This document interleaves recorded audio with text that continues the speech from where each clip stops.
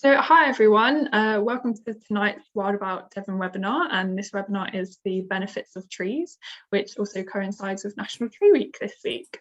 So we are joined by three guest speakers today, Rosie Walker from the Woodland Trust, and then Rebecca and John Burgess from the Forestry Commission. It's great to see loads of you joining us tonight. There's quite a lot of you online at the moment, and probably more will join in a few minutes. Just before I hand over to Rosie, who will begin this evening, there's a bit of housekeeping we have to kind of spiel at you. You probably hear it at the start of every webinar. So just asking that everyone keeps themselves on mute, just it stops interruptions or anything like that, but obviously keep your videos on if you're happy to. The webinar is being recorded, so if you don't want to be in the recording at all, then keep yourself on mute, turn the video off, and that removes you from the recording itself. And the recording, we'll put it up on our YouTube playlist, hopefully tomorrow, depends how busy our comms team are. And after all our speakers have presented, we'll open for questions. So you can type these into the chat. You can do this while our speakers are presenting as well. So if something pops into your mind, write it down and I'll collate them. You can also use the raise your hand function if your question is more of kind of a discussion, and unmute yourself when you're asked to do so. So that's it from me. So I'll hand over to Rosie, who will start us off by talking about ancient woodlands and keeping what we have left of them. So over to you, Rosie. Hello everybody, it's great to see you all here. I work for the Woodland Trust, and our mission is to protect our ancient and native woodland. So I'm going to take you through why it's so important and all the issues with our ancient woodlands. So I will just start my presentation and share my screen. Bear with me 1 second. So can you all see my first slide with protect, create and restore on it? Cool, excellent. So these are our three main missions. That it's about protecting the ancient woodlands that we've got, restoring woodlands back into ancient woodlands. A lot of ancient woodland sites have been planted with conifers, and the ecology and the composition of the trees has been changed, and it's about restoring them to that broadleafed, lovely woodland. And then also there's a lot in the press and the news and a lot of tree planting actually just going on at the moment. It's tree planting season and it's tree week. And it's about creating new woodland as well, and planting trees. But that's also about restoring and buffering the woodland that we've got, and making it more resilient by making it bigger and better and more connected, and joining woodlands together that have become quite isolated. And I'll talk about that as we go through. So our ancient trees are incredibly precious. They support 2,000, ancient oaks can support about 2,000 species. There's little else on earth that does play host to such a rich community of life. One organism, is just supporting so many habitats, so many other organisms, and they really are precious. Ancient woodland is woodland that's been around since at least the 1600s. So it was around and on the maps when Queen Elizabeth was on the throne. The first Queen Elizabeth was on the throne, and the Armada was happening, and our point of history was very, very different. But our ancient woodland that survives is not necessarily going to be all of those trees that were around then, but it's about that it's been continuously covered and it's been undisturbed and not changed from woodland, and the woodland has survived that long, and infinitely longer than that, probably since like the last ice age. Really, it's been our climax habitat for a really long time, and that means that all the organisms that rely on that habitat have all evolved together, and there's some really close relationships between the mammals, between the birds, between the insects, and between all of those different levels of organism as well. I've got a video that I'm going to share with you, and I'm not going to share it through here. I'm going to just stop sharing a moment and just switch to my YouTube, because then I can put it on better for you. Where's Zoom gone?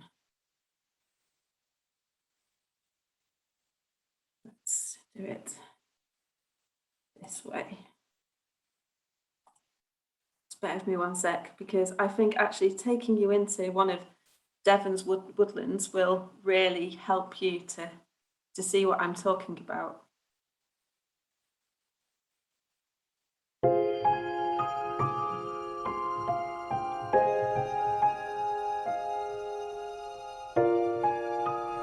Ancient woodlands are one of our richest habitats and are full of wildlife.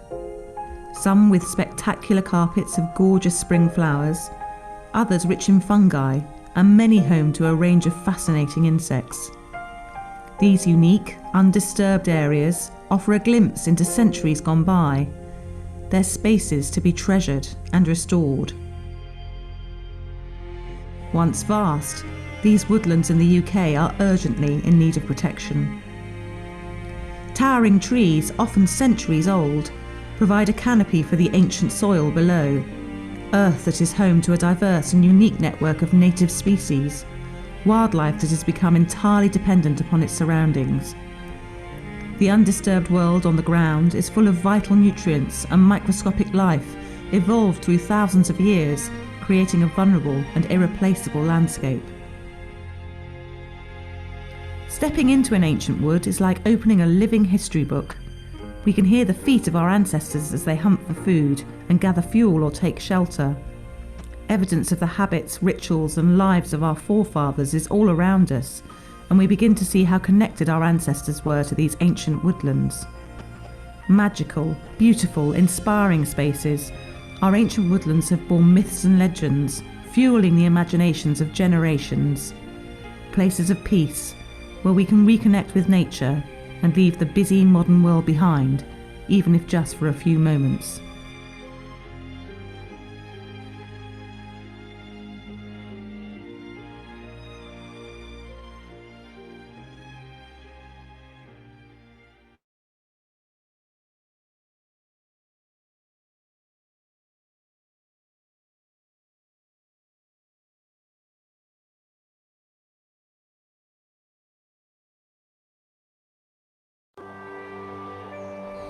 The rich, unique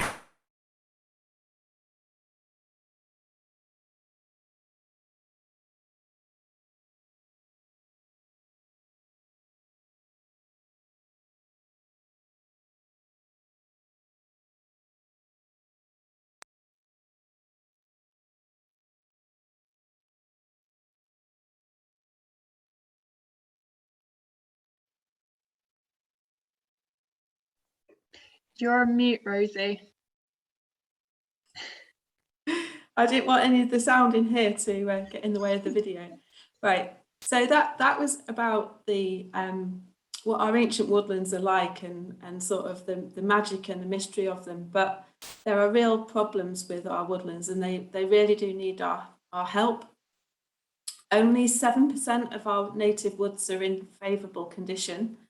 That was from a Forestry Commission survey called the National Forestry Inventory that looks at about 15 different characteristics of woodlands and then comes up with an answer about their condition. And that found that only 7% are in what we can call a favourable condition. So not many of them are very healthy. Then there's 1,225 of them under threat from development.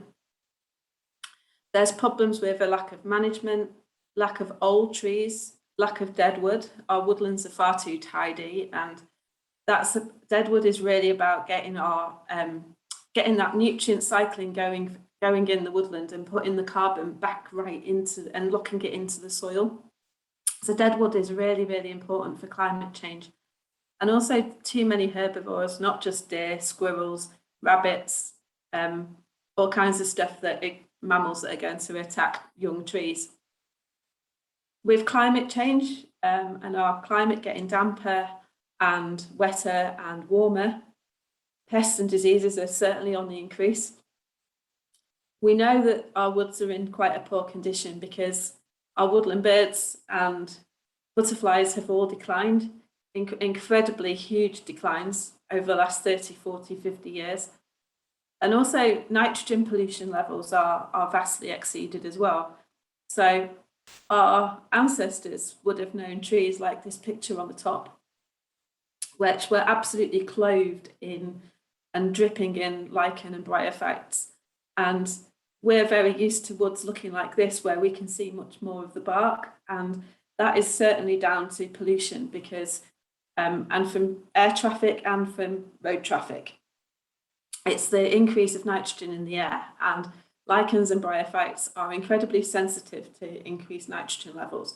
So you will only find dripping trees in particularly good air quality locations, close to the coast, down in Cornwall, down on Dartmoor. There's some when you're in really protected valleys that the nitrogen doesn't get into. But our ancestors really would not have recognised the woods that we have today. So to solve all this, what we really need to do is make our woodlands bigger, better, and more joined up. So you can do this by noting where your core area of woodland is, and then creating corridors and joining it to areas where you can restore woodland, or you could build some stepping stones with some small copses, and then you could create a buffer zone, so you could create new woodland around an ancient woodland, and that will help to buffer it basically from all of those threats, and particularly the pollution threats as well. So what can we do as well in terms of policy and looking after our woodlands? So we are working with, and a large part of my role at the Woodland Trust is to work with councils to make them have tree-friendly policies. We want councils to have a tree strategy in place of how they're going to protect and look after the trees that they have got. We work with them on their local plans and make sure that ancient woodlands aren't under threat and aren't included in their local plan site allocations as well, which is really important. But also the Woodland Trust is asking for people that plant trees to plant trees that are UK and Ireland sourced and grown. And that is going to help us to not import more pests and diseases, and to enable that we're protecting them on that front as well. We need to increase tree canopy cover in the UK. We're about the least wooded country in Europe. We've only got between 12 and 13%, depending on how you measure it. And we need to get to about 19% if we're going to be anywhere near meeting our climate change targets. But you can't do that without protecting what you've already got. So it's no good taking trees away in one place and planting them in another, because you're not replacing trees with the same thing, because a mature tree cannot be replaced by a new whip or even 4 new saplings.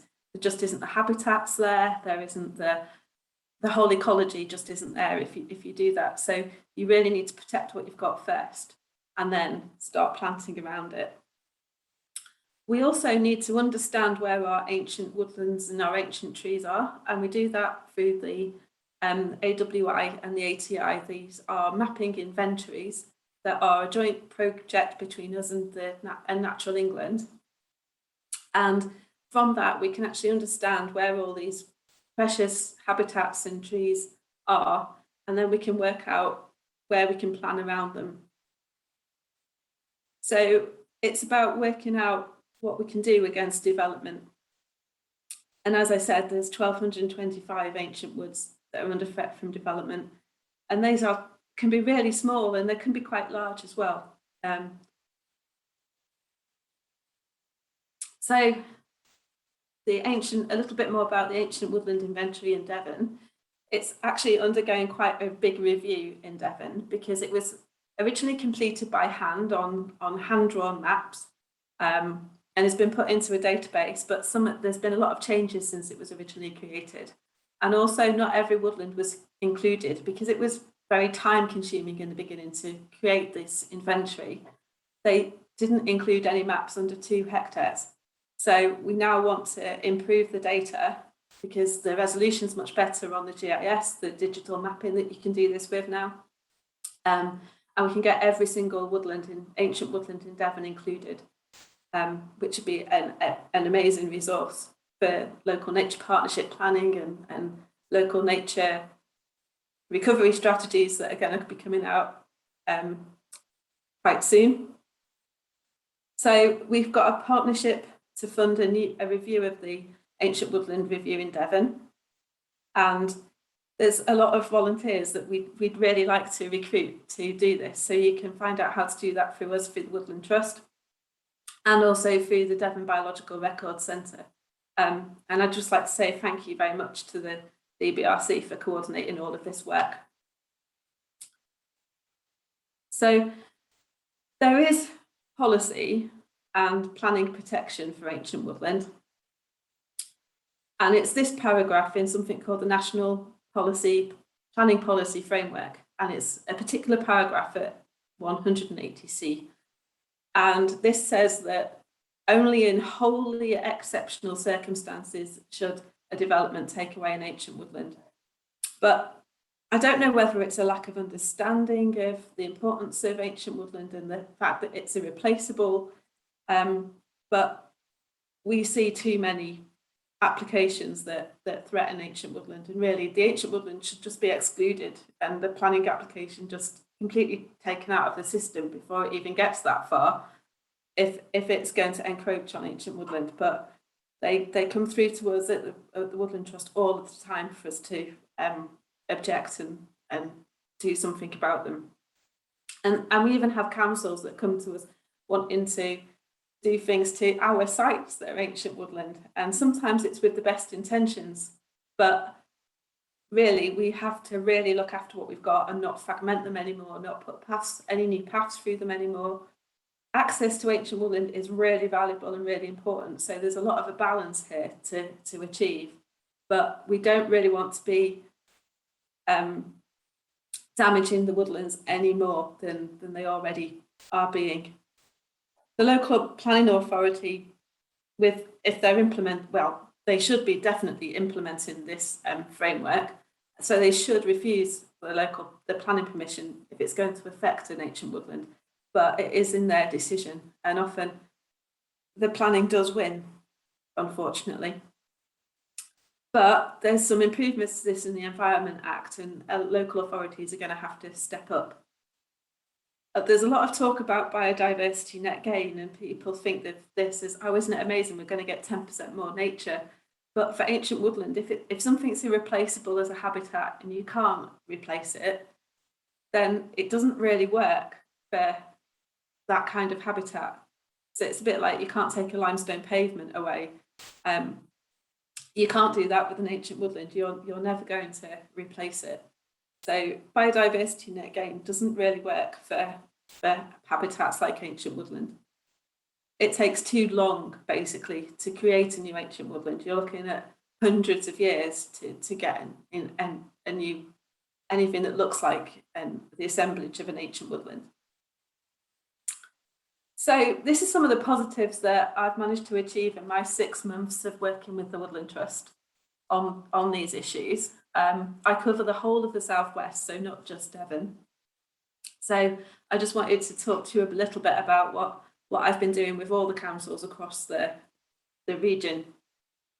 I'm actually currently up in the west of England at the moment, where we are partnering with the Forest of Avon Trust. That's a community wood forest. So we're sharing information about new woodlands that we want to create and the best places to do this in terms of making our woodlands bigger, better and more connected. I've been working in the Tamar Valley, AONB, and they've put UK ISG, so that's standard about not importing any broadleaf species and using broadleaf species in most of their planting. They've incorporated that into all of their policies, which is absolutely fantastic. Devon County Council's in receipt of the Emergency Tree Fund and is making lots of plans about woodland creation.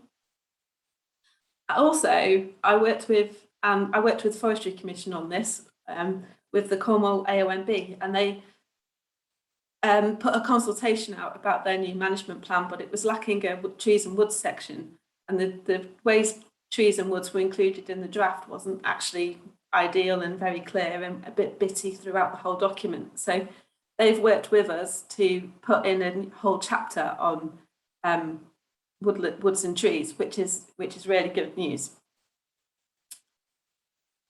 Oh. And then we work really closely with LMPs right across the region, the local nature partnerships. It's all about getting the right trees in the right place, protecting what we've got, restoring and creating, and trees and woods are priority habitats in local nature recovery strategies, which is really, really good news. So I will now hand over to John and to Rebecca, and she'll talk a bit more about woodland creation. Thanks, Rosie. I'm just going to attempt to share my screen now. With me.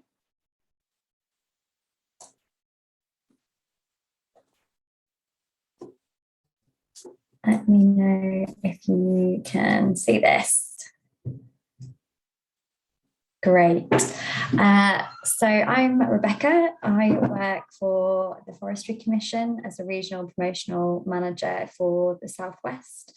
And essentially my role is to try and increase woodland creation in the Southwest. So as Rosie was saying, it's really crucial that we protect what we've got, and Forestry Commission work in that space as well. But there is a need for woodland creation. So one of the, I guess, political drivers for this is the target that the government has set for 30,000 hectares of woodland creation to address the climate emergency. The government's passed a law that requires the UK to bring our greenhouse gas emissions to net zero by 2050. And as yet, we are yet to find any kind of technology or any better method of sequestering that carbon than trees. So woodland creation is going to play a vital role in us reaching net zero. We also do need to address with woodland creation the biodiversity crisis.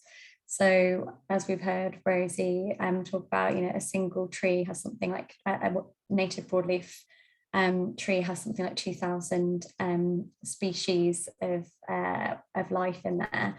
So it is really crucial for us to protect our existing woodland, but also create new habitat in order to create that space for wildlife and nature to thrive.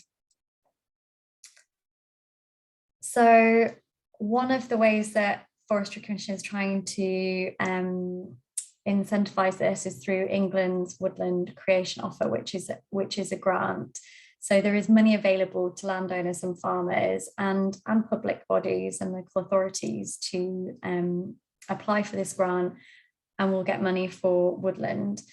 However, there are many other benefits to woodland creation for farmers, for landowners and for communities other than financial. As you can see, there's just some things here that are some of those benefits. So we know that woods play a vital role in keeping rivers cool, in improving water quality. They also provide a natural defence against flooding and some other environmental disasters. But there are other revenue streams that come from woods as well. So as well as government funding, it can increase land value for communities and farmers, landowners. It can generate different types of wood products, so timber and wood fuel. There's also income that can be generated from carbon, so selling the carbon that's captured in those trees. And also we're seeing a lot of diversification of land use, with farmers turning to recreation and tourism, things like glamping and camping, where trees and woodland provide really good shelter. So those are just some of the economic and environmental benefits. I did want to talk a little bit about how Woodland Creation and the Forestry Commission are working to meet the goals and targets of the 25-year environment plan. So there's 10 main goals on there: clean air, clean water, thriving plants and wildlife, reduced risk of harm from environmental hazards. So as we're talking about flooding, drought, using natural resources sustainably and enhancing natural beauty and heritage, mitigating and adapting to climate change, minimizing waste, managing exposure to chemicals, and enhancing biosecurity. So woodland creation really does tick off each one of those goals that are in the 25-year environment plan. And the Forestry Commission is working to make sure that we have enhanced biosecurity for our trees. So I think, as Rosie mentioned, making sure that we know where they're coming from, they're not bringing in pests and diseases. I'll move to the next slide. So native broadleaf woodland is in itself a priority habitat. But we know that there are other priority habitats that woodland is also competing with. There's only so much land that's available in the UK, in England, and in Devon. However, woodland does deliver those multiple benefits that we think make it, if we are looking to bring back maybe agricultural land that's no longer productive, woodland creation would be a really good option in that scenario. As we've discussed, income generation from a diverse range of activities, it really is the best at sequestering that carbon, and it does address all of those 10 goals of the 25-year environment plan. That's not to say that we can't, that we don't want other priority habitats, but I would say that those are the priority habitats will be reliant on woodland as well, because we need climate resilient species of woodlands in order to make sure that those are the priority habitats thrive and they continue to enhance biodiversity and natural beauty. It has to be said that peat is the best and most effective at storing carbon, so you would never ever want to plant on peat. And yeah, these are just some of the grants and incentives that are available to landowners, to farmers, and to public bodies. I won't go into each of them, but I will discuss our flagship grant that is available, which is England's Woodland Creation Offer. We also have the Woodland Creation Planning Grant. So if there's if a farmer or landowner or even a local authority that has land available and it's maybe tricky, it's maybe some priority habitats, there might be some constraints on the land that mean it's not so easy to plant trees. The Woodland Creation Planning Grant can be really useful in helping to pay for some of those surveys that might be required.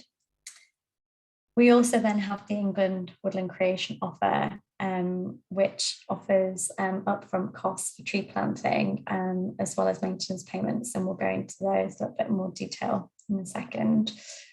We also have the Woodland Carbon Code, so all new additional woodland that is created can register with the Woodland Carbon Code, and that means that you are able to then sell those carbon credits when the tree is matured. And the government is also offering a woodland carbon guarantee, so you guaranteed a minimum price for those carbon units. So UCO, as we'll call it, there are one-off payments that are available. So it's up to 8,500 per hectare for woodland creation, up to 8,000 for benefits to other public goods, and we'll discuss those in a second. There's also infrastructure payments for woodland management and recreational access. So if there's new roads need to be put in, new posts, new signage, all that can be paid for as well through the offer. There's also ongoing payments, so woodland maintenance payments of £200 per hectare per year for 10 years. and none of receipt of this would stop you from then getting revenue from the wood in different ways, such as timber. So yeah, it does allow from income from timber, wood fuel, carbon credits, recreation, tourism, and continued basic scheme payments for farmers. And these are some of the public goods that can be delivered through woodland creation and which is recognised in these payments. So biodiversity and supporting the ecosystem. You've got some indicative payments there from 1,100 per hectare to 2,800, providing protected river corridors, so riparian buffers, so that's planting along watercourses. Improved water quality by reducing agricultural runoff. So we touched upon earlier that one of the goals from the 25-year environment plan is to reduce that chemicals going onto the land, and a lot of that is caused by agriculture. So there's £400 per hectare there. Close to villages and towns, so increasing access to woodlands for local communities. We know it has so many health and wellbeing benefits that is also recognised and rewarded in this payment for close to village and towns. Flood risk management, so that's a payment for trees that are put in the right place that will help protect the land further downstream from potential flooding and absorb some of that water. And then recreational access, so supporting health and wellbeing. So that might be, so that's up to 2,200 per hectare, and that might be for things like putting a mountain bike trail in there or holding a forest school, many different types of activities that can be carried out in woodland. UCA eligibility. The land must be in England and not already classified as woodland. So unlike Rosie's slides where she talked really briefly about grants and incentives for protecting woodland, this is about additionality. So it's woodland that is not already there. The minimum size is 1 hectare and the minimum block size is 0.1 hectare. Minimum width 20 metres and 10 metres for shelter belts and riparian planting. So that's that planting along watercourses. There's no maximum application or block sizes, so it can be as big as you want. And this is applicable for woodland creation schemes that would be looking to plant in 2022, 2023. Joint applications are allowed. So I think where we want to see some kind of innovation is having these local authorities and having small communities do this joined up work. Maybe it's about connecting woodland across the landscape, in which case you could do a joint application. You just need one lead applicant, but it could be multiple landowners and multiple applicants. Land must be free of existing grant schemes that have more than 5 months left to run at the time of the UCA application is submitted. And schemes will need to be assessed to see whether an environmental impact assessment is required. So that's just part of the normal Forestry Commission regulatory process. And then proposals must be UK FS compliant, so that's the UK Forestry standard. So we're not alone in this. Forestry Commission are also supported by our delivery partners that have got the same remit as us to increase woodland creation and to protect what's already there. They also offer financial support and incentives from single tree planting to large scale schemes. And there's also a wealth of advice and guidance out there from different organisations. And I've just listed some here that are operating within Devon that could assist with those kind of early conversations around your woodland creation ambitions. So we've got the Woodland Trust, which have a few different incentives, More Woods being their flagship offer. We also have West Country Rivers Trust, who are now part of DEFRA's Riverscape partnership. So they're looking at that riparian planting in and around Devon and Cornwall, Devon and Somerset. We've also got Devon Wildlife Trust, and they have a campaign saving Devon's treescapes. So they will do a lot of that hand holding as well if you're kind of at that beginning stage of the woodland creation journey. Exmoor National Park, they are developing a tree strategy. So farmers and landowners and tenant farmers that are operating within Exmoor can get support and advice and guidance from the national park in order to start that woodland creation. We've also got Dartmoor, who are also encouraging farmers and landowners to plant trees. And that again is from single tree planting in your field corners to whole blocks of woodland creation. And then we have North Devon Biosphere.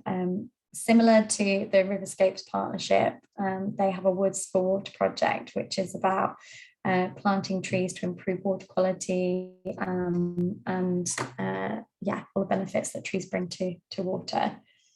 And then last but not least, there is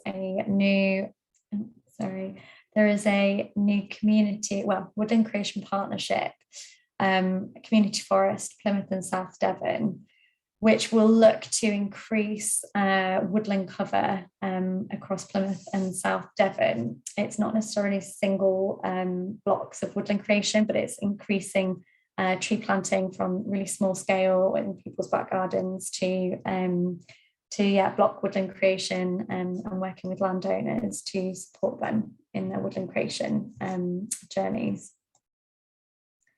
So I thought I would just touch on Woodland Trust's More Woods because this is really suitable for that small scale planting between 0.5 hectare and 5 hectares.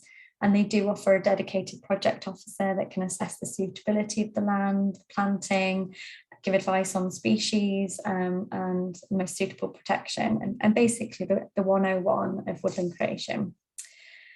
They can also help with the procurement and delivery of UK ISG trees, and they contribute 75% of the costs if the landowner plants, or 60% if a Woodland Trust contractor plants.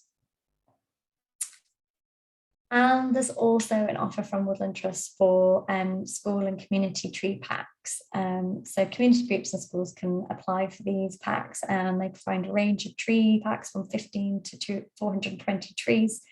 Trees can be planted on publicly accessible land with the landowner's permission. And there is a different variety of packs. So you can have hedge, copse, wild harvest, working wood, wildwood. So that is the Woodland Trust's financial offer. So at the Forestry Commission, we don't just do the regs, and we don't just hand out the grants and incentives. We can also offer advice and guidance on a range of different topics to do with woodlands.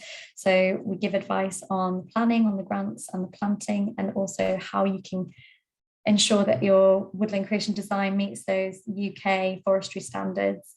We also offer advice on management, on tree health, on historic sites, and we have our own ecologist where we can offer advice on priority landscape species and habitats. And we've got a range of different expertise in the team, people who have worked previously in commercial forestry and can give advice on productive forests. And we also have a deer officer in the southwest that can give advice on deer management. So how to protect those trees once you've got them in the ground. That was it from me. I will pass over to John. I realised that was a whistle stop tour. Thank you, Becca. Yeah, so I'll take over there. Well, thank you both, Rosie and Becca, for keeping to time. That's something I'm probably not going to do. So we've heard from Rosie about how valuable ancient woods are and how amazing and important they are to protect.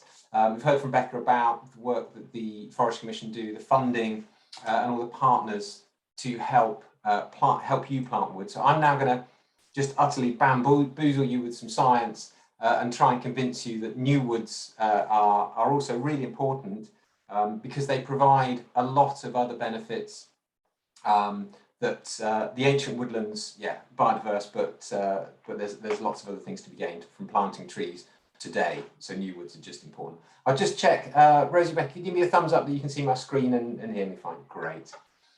So I also work for the Forestry Commission across the Southwest. And we are given the task of planting lots of trees to try and hit 30,000 hectares per year. This is a figure that's been set within the carbon budget. But there are plenty of other reasons. Becca touched on a few. It's about the 25-year environment plan, which acknowledges all the other benefits of trees. But I'm going to start by talking about carbon. There are other ways of taking carbon out of the atmosphere and helping us hit net zero. So there are some amazing machines that to remove carbon, they take a huge amount of electricity. And where are we getting that electricity from? Yeah, from those coal burning power stations. So that's all fine.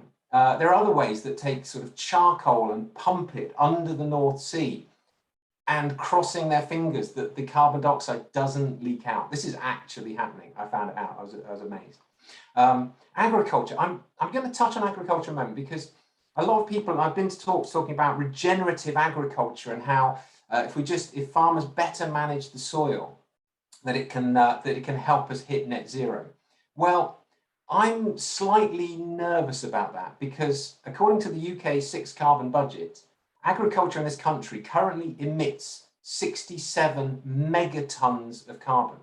So for agriculture to change its practices to achieve just zero will be a massive overhaul of the whole industry. For them to start, for the agricultural industry to start mopping up the emissions from cars and the emissions from power stations, it's just not going to happen in our lifetimes. I'm sorry, I might be a little bit negative. The only thing that mops up carbon that we've managed to invent is the tree. A lot of the carbon goes into the timber, some goes into the leaves. As Rosie mentioned, a lot goes into the soil. And ancient woodlands have been building up that soil carbon for centuries, which is why they are so fantastic, because that carbon also gives other life and opportunity. But if we plant trees today, we can start kick-starting that cycle of carbon sequestration. It's different from peat. Peat stores the carbon, but that's been going on for thousands of years. So has permanent grassland. It's locked up carbon for thousands of years, but they are not good at removing carbon from the atmosphere. Only trees can do this. So the 6th carbon budget shows the role that trees and hedgerows and energy crops, which is sort of a short rotation coppice, again, sort of a woody tree-based vegetation. These are the roles, the megatons per year that each of these will contribute to the UK's carbon budget. And trees, by far and away, are the most important tool that we have in our arsenal. By 2050, that will be a cumulative of 182 megatons of carbon. So it does specifically state that productive forestry, and that is acknowledged as being higher yielding conifers, because conifers grow faster than our native trees and therefore lock up more carbon. Native trees are important. We are in a biodiversity crisis as well. We can't just plant conifers, we have to plant everything. And it's the right place and the right tree. So making sure that we don't make the mistakes of the past of planting geometric blocks of conifers on very visible hillsides. That's, lesson learned. But if we just plant biodiverse woodlands, we're not achieving the same carbon gains. So that it has to be a balance. But that's just planting the trees. There's something else that trees do, which is absolutely phenomenal. And that gives us a timber resource. It allows us to build houses. It allows us to build windows, tables, chairs. And by using wood for these purposes, we are not using concrete and steel and aluminium, things which emit huge amounts of carbon. And you think how much energy it costs to dig some aluminium ore out of the ground and then smelt that aluminium to turn it into a product and then put it through another industrial process to turn that aluminium into a car or a piece of furniture or whatever. It just emits carbon on every single step of the way. A tree, however, during its production, sequesters carbon.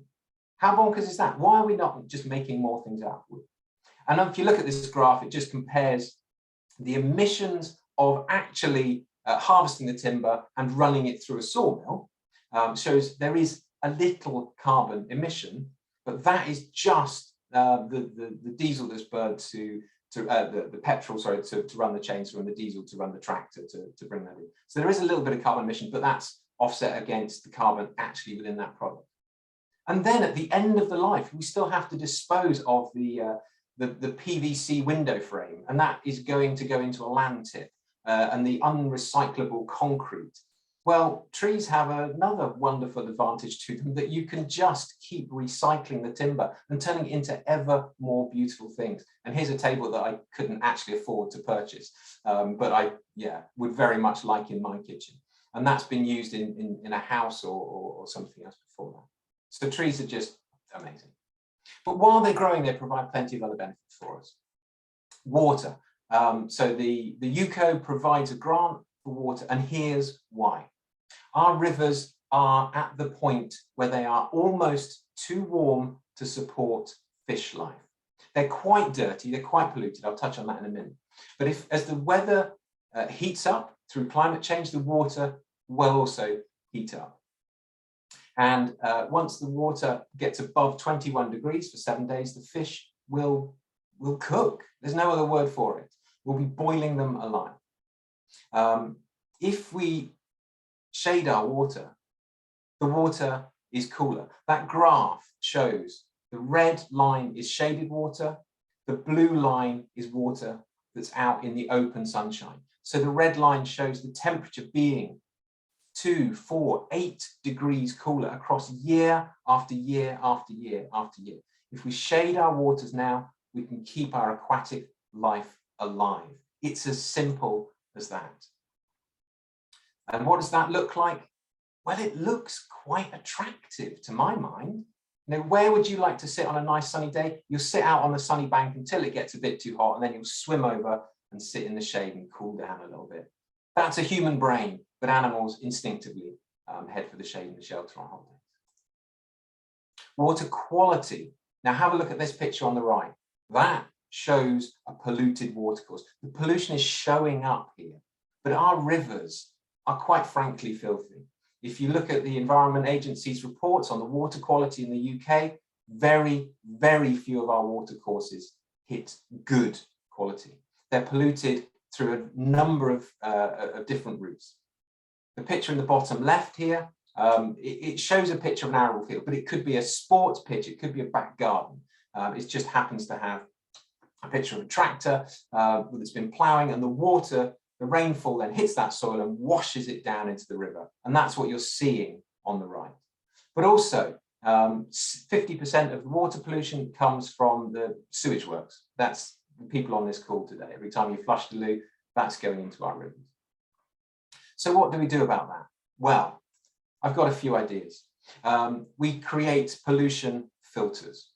The various elements of the filter have been scored. I've just boiled it down. This is taken from a scientific report that compared all the different ways we have of filtering the runoff from agricultural fields. And the three on the right-hand side are man-made structures that are very expensive to do. Vegetated is just sort of rough grassland, sort of a set-aside area, and the wooded one just outscores everything else through a range of different factors about its ability to intercept water for flooding and how it looks in the landscape, as well as providing a habitat as well. Very important, because a buffer like the one on the bottom left, yeah, it can be fairly effective at stopping water and stopping filth running off the landscape and into the stream. But how much carbon has that emitted in its production? It's putting plastic into the environment. It's going to need to be maintained after a heavy rainstorm or strong wind. Maybe it's blown away and starts to tatter. The other option is to do the one in the top right, which is to plant some trees. We know this is actually more effective. It's also self-replicating and self-reinforcing. So why do we think we're so clever that we build the thing on the left at the cost of hundreds of thousands of pounds, rather than the Forestry Commission and the Woodland Trust paying landowners to plant trees to create a more effective buffer to stop the pollution going into the watercourses? I just don't know why. Honestly, I can't work out why. And how wide does this woody strip need to be? Well, 7 meters wide will be useful. 20 meters wide is almost 90% effective, and 38 meters wide is complete removal of pesticides from the watercourses. So that's just a linear woodland strip. But even like I said, this is a picture of just one row of trees and a little bit of grassland can make a difference. Oh yeah, sorry, just click through those. Now, talking about flooding, water quantity. Trees intercept rain. The leaves catch water, catches the rainfall. It never even reaches the ground. So if any of you live near a floodplain, you want trees in the hills above you, because they will stop your house from flooding. Conifers, active all year round, can catch more water. Broadleaves, obviously, less, because they don't keep the leaves. And a mature tree can take 2,000 litres of water out of the soil and evaporate off and through the leaves, and that process that the trees just being alive can take water out of the soil, which means it's not running off downstream towards your house. This graph, don't get too hung up on it, but this is a hydrograph. After rainfall, look at the red line first. After rainfall, you get a spike. Oh, sorry, shouldn't click. You get a spike. That's the peak rainflow heading downstream. And then after a while, that water subsides and drops back down to natural level. If that you measure that same rainfall event again flowing onto a woodland, you do not get that peak anywhere near as high or anywhere near as soon. You get a much longer, slower gradient. So the water in the lower catchment can head out to sea before the water in the upper headlands even reaches that river. It reduces the chance of a flood downstream. We know this, and it's also, as I showed in the previous slides, providing cleaner water. And what does that look like? Well, it looks absolutely fantastic. You've got a nice wet woodland that you just want to kind of go put your wellies on and go splashing about in. But I'm talking to people from the Devon Nature Partnership, and beavers are the flavour of the moment, not flavour because we're not eating them, but are very much the topic of the moment. That's what I meant to say. And the beavers need trees to make their dams out of. So let's plant that wet woodland now whilst the beaver are heading back into the landscape. We need something for them to eat. But more than that, trees provide shade for humans. I mentioned about the watercourses earlier, and even these people just absolutely, you know, where are they sitting there? Yeah, I don't need to talk too much more about that. Drive for shade on hot days, and as the climate increases, the trees that we have will be ever increasing in demand. The people have heard of heat islands if they live in cities. Well, by planting trees reduces the effect of the heat islands. and makes cities more pleasant places to live. They also help air quality. Now, just have a little look at this graph. It shows a comparison between a tree-lined street in, I think it was Dublin, and a non-tree-lined street. The non-tree-lined street is the red graph, and the increasing x-axis shows the increase in pollution, micrograms per cubic meter of air. And a tree-lined street, the tree just catches that pollution. It catches it on its leaves. It catches it in the small, fine hairs on the undersides of the leaves. If you don't live in a tree-lined street, over the course of rush hour, the pollution doubles and triples. And that's why people in cities have such increased cases of lung disease. It's pretty simple. Bear in mind that broadleaves provide that function during the year, but only during the summer months of the year, but conifers do it all year round. So there we go. 2 minutes to spare. So I absolute rip-roaring through all the things that trees can do. Well, it's not all the trees. I just had to condense it to fit it into 20 minutes. I could have been talking for hours about how much benefit trees can do, which is why the Forestry Commission, the Woodland Trust, want to see more woodlands, and they pay people to plant more woodlands. So I hope the three of us have managed to convince you that we should maybe plant a couple more trees. Thank you. Thank you to all three of you for that. It's really super interesting learning about ancient woodlands, habitat creation, and also other ways that trees are just so beneficial in our landscape. So thank you all for speaking tonight. If anybody has any questions, please do pop them in the chat. I know quite a few of them have been answered. So we just have one at the moment. So that's from Alice, who asked, would parish councils count as a community group for tree packs? I think that's one for me. Yeah. Yes, definitely. We would love to supply parish councils with our community tree packs.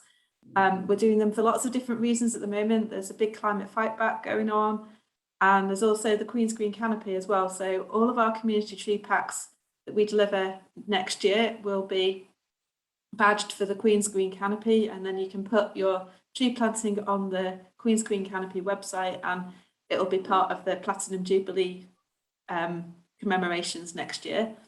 So all you need to do is go to our Woodland Trust website and look up community tree packs and put your order in, and we'll get the trees out to you as soon as we can. Thanks, Rosie. We've just had another question through from Lucy, who asks, where can I find studies to send to the LA, as we live on a floodplain and instead of planting trees, they are destroying many?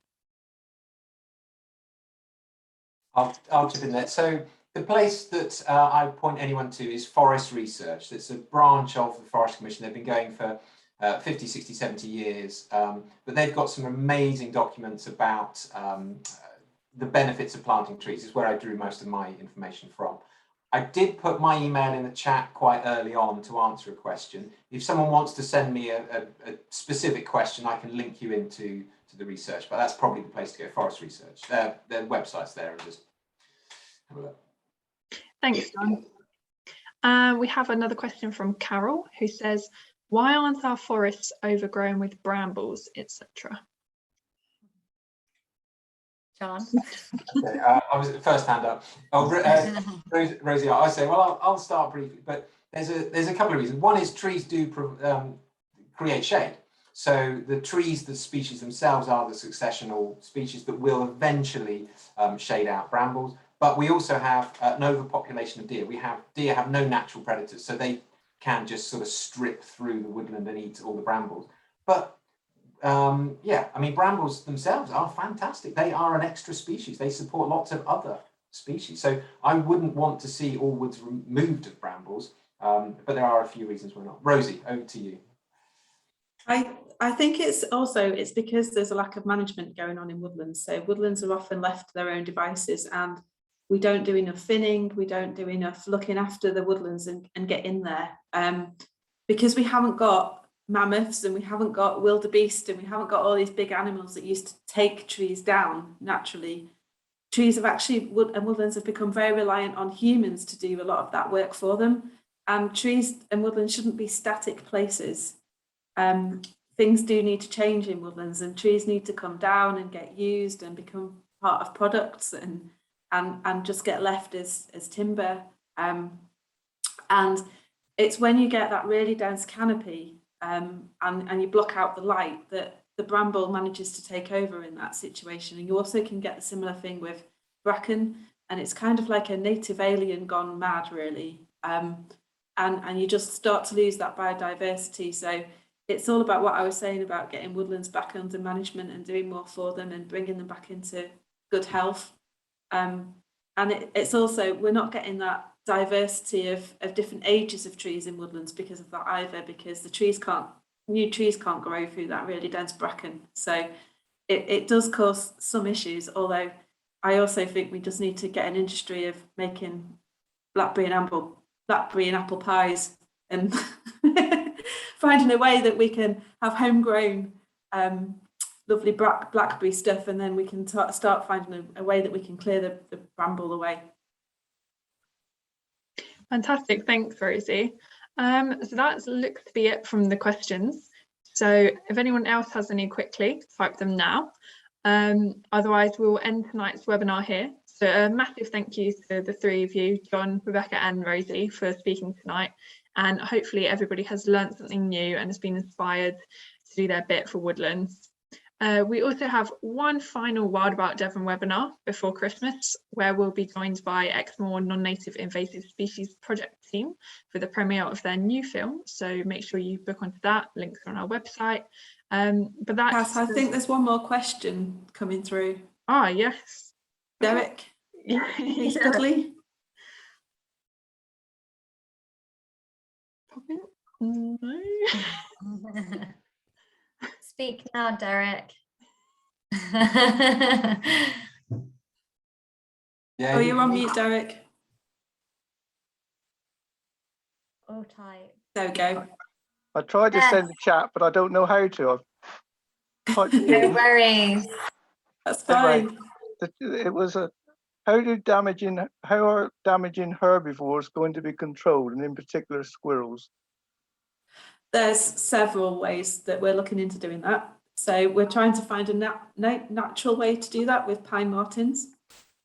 So a lot of our woodlands are lacking a lot of the mammals that should live in our woodlands that are completely native, unlike the grey squirrel. And if we bring them back, they can actually help eradicate some of our non-native little critters and friends. Pine martens and red squirrels have evolved together. So red squirrels can almost smell out a pine marten. They know when it's near and they can evade it and get out of the way. And red squirrels are much better at getting down to the finer twigs and finer branches of a tree. So they can, where the pine martens can't get to, so they're just better at escaping them.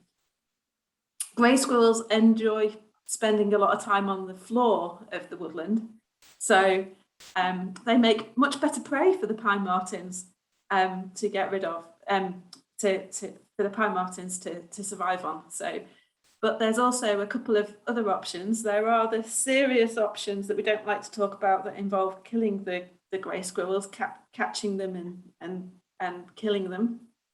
And then there are also a couple more humane methods, looking at gene editing and looking at contraception too. So there's some up and coming stuff to try and manage our grey squirrels. But if we're going to get any large scale deciduous trees to new cover, we're going to have to do something about this. So we're going to have to face some quite soul searching questions. And conservation is very much about managing conflicts. So I'll let John speak now. Yeah, no, thank you, Rosie. Absolutely agree with everything you said there.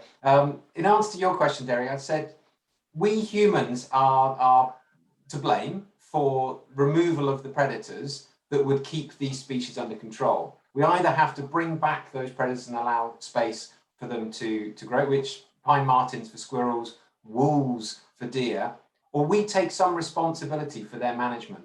Now, I mean, I'm a vegetarian, so I'm not going to take this option. But if you people here today stop eating sheep for your Sunday roast and have some venison, and support the removal of deer and the sustainable management of deer in the landscape, and also a taste for rabbit, and develop a taste for squirrel, and we just start eating the things that are in abundance in this country, and we stop importing meat from abroad, would really help cut down food miles, reduce carbon. It's some of the most healthy meat that we have in this country. So yeah, that would to me be a really sensible way forward, because we are taking what nature is providing for us rather than rejecting that, letting it grow to epidemic proportions that are causing damage to the trees, and then flying meat in from the other side of the world. It just makes a bit no sense to me. So have a venison burger for your dinner. That's my suggestion. And don't buy imported venison either. Is it realistic to think that we can have pine martens in Devon when they're, traditionally in Scotland? They would have been all over the UK. They are traditional to Scotland now because that's where we think they are, just because they aren't in England, but they've been reintroduced really successfully to Gloucester, and we are looking at other possibilities of getting them into the southwest, but they would be very much right throughout all of our ancient woodlands. And this is the whole problem with them becoming so isolated, small, fragmented, chopped up by roads, chopped up by airports, chopped up by just infrastructure, that sometimes they are too small to support pine martens, but there are still remnant sites and pockets that are large enough for them. So we're part of this problem, so we've got to be part of solving it. Okay, thank you. Thanks for that. Really interesting thoughts to end on as well. So I think we will conclude there. So thank you everybody for coming along. Thank you to our speakers, and enjoy the rest of your evenings. Thanks so much. Thank you, everybody. Thanks, everyone. Thanks, Kat.